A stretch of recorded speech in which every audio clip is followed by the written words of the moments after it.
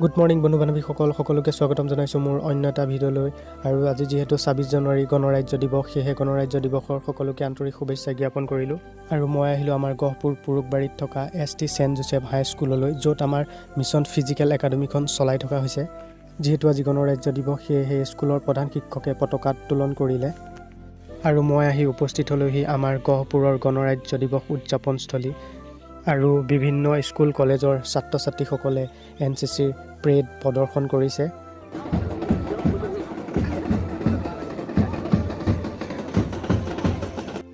আৰু এয়া হৈছে বিভিন্ন বিভাগসমূহে কৰা প্ৰদৰ্শনীমূলক কাৰ্যসূচী।